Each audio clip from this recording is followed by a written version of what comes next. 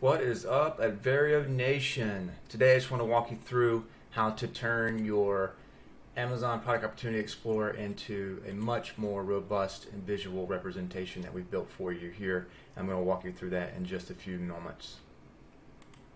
Before we dig in, I just want to walk you through how to locate the Product Opportunity Explorer. So you log into your Seller Central account, navigate over to Growth, and go into the Product Opportunity Explorer submenu like this. When you click in there, it will load, and you'll have a few options to start with. In the beginning, I always recommend just going here, so we'll say power clippers, something different. Press enter here, it'll load up, and then obviously this is not relevant. Nonetheless, we'll go into it and click into the actual niche view. And then within here, you'll have several different tabs here, and every so often I'm releasing new tabs, just like returns is kind of recent right now. And for today's video, the only two tabs that are currently able to be exported are the products and search terms report. So let's start through with how to do that. You'll go into the products tab. You want to make sure you select customize columns and make sure all of the columns are selected. Click submit and then download. You'll come up with two files, and then I'll walk you through our dashboard here.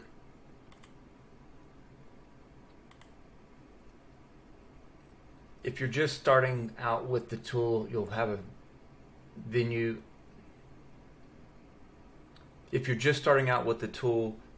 that looks like this on my screen, and you'll want to click make a copy.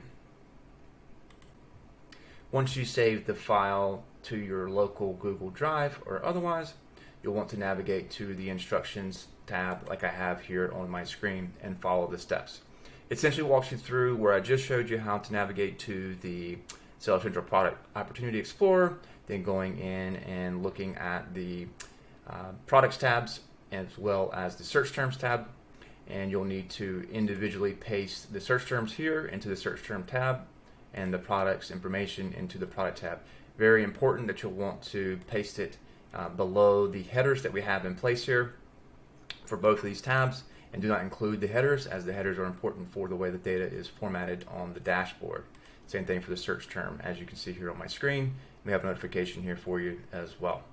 Then once the data is pasted in, you'll have a dashboard very similar to this.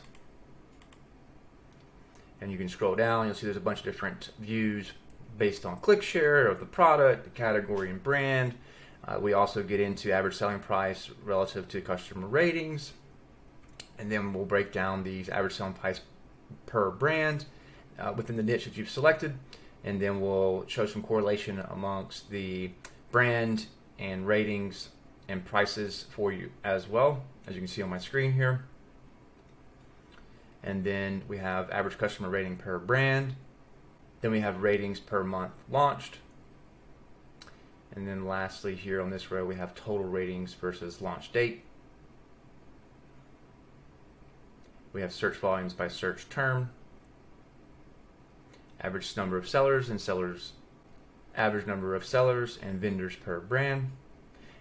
And then my favorite, search volume growth over the last 90 days versus the past 180 days. If you continue to scroll down, you'll see that there are two tables here, very similar to what you would see inside of the Opportunity Explorer here with the information like that. And you can filter by search term if you wish. You can select what you want, all the search terms by values, conditions that you would in a pivot table, etc. So let's walk you through these tabs. You can also go up here at the very top and select more filters where you include every brand, only a couple of brands, however you want. Same thing for the years. You can filter by last couple of years, 5 years, all time, etc. And if you only want to look at certain products that come out in certain months, you can do that as well. Across the top here, we'll have some cards about the average selling price for the niche, the total aggregate clicks for the niche, and then what is the click share across all the brands that are available, and then what is the aggregated total ratings, and then the average customer rating, as you'll see here on our screen. And then when you go through the donut charts, you can click on them and hover over, and it will give you the individual values if they are not very easy to see on there. But you do have to click the table or the chart, to surface the tooltips, if you will. Lots of information here. One of my favorites is obviously the ratings versus median price by brand. It's very interesting to kind of see how the price will change based on the ratings. One of my favorites is the ratings versus median price by brand, as it will show you some correlation of review count versus pricing. Typically speaking, higher reviews can have better price in some more premium brands. You'll also see that higher ratings will come from those with lower pricings as well. As you can see, it's very cyclical here. It's very interesting. And then another one is obviously understanding the ratings by brand. You can find out a brand that's doing really, like a premium rating, if you will, over time. And then this will also show you a comparative search volume. And then again, my favorite here is the search volume growth. Very easy to surface some things that have changed or improved over the last 3 months versus 6 months. As you can see here, white sage smudge has changed drastically from the last 180 days to the last 90 days. And then you'll have a couple of others here that will pop out. This is a little abnormal. Some of them are not this large like this, where it's 300% or 400% change. Nonetheless, this will surface some quick wins and some trends for you as well. If you have any questions, don't hesitate to post a comment below. Hit that subscribe button. If you enjoyed this and found value in the video, please hit that likes and thumb up button.